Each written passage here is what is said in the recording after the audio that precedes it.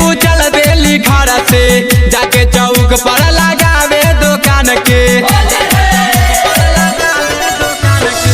सच के सवर के वो चल देली घर से जाके चौक पर लगावे दुकान के। कहे ऐसे सामान नहीं छुआ हो फलनवा के मौगी बेचले होली में पुआ हो। फलनवा के मौगी बेचले होली में पुआ हो। सच के सवर के वो चल देली घर से जाके चौक पर लगावे दुकान के। कहे ऐसे सामान नहीं छुआ हो फलनवा के मौगी बेचले होली में पुआ हो। फलनवा के मौगी बेचले होली में पुआ हो।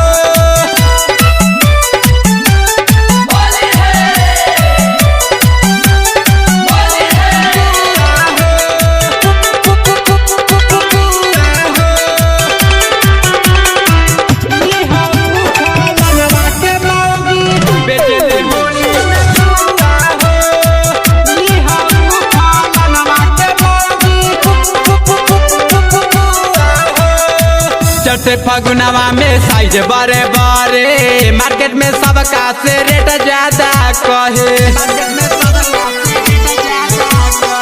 चढ़ते फगुनवा में साइज बड़े बड़े मार्केट में सबका से रेट ज्यादा कहे।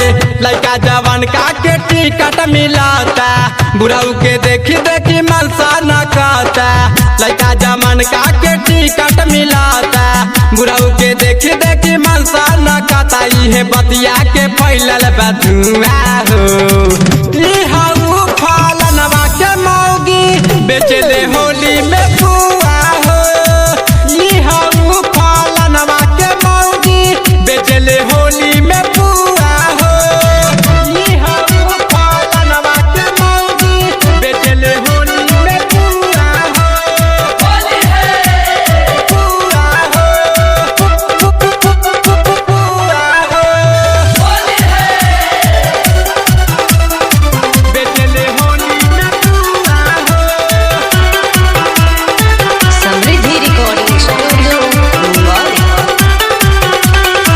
अपन सामानवा के रखे जोगा के लेवे से पहले उ देली देखा के।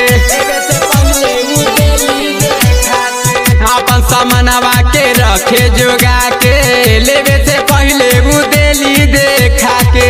राइटर संतोष सचिन छोड़ा लेखा के जीतू जितेंद्र के गैले चिखा के। राइटर संतोष सचिन छोड़ा लेखा के जीतू जितेंद्र के गैले चिखा के। कहे ऐसे सामान नहीं छुआ हो फलनवा के मौगी बेचले होली में पुआ हो। फलनवा के मौगी बेचले होली में पुआ हो। सच के सवर के वो चल देली घर से जाके चौक पर लगावे दुकान के।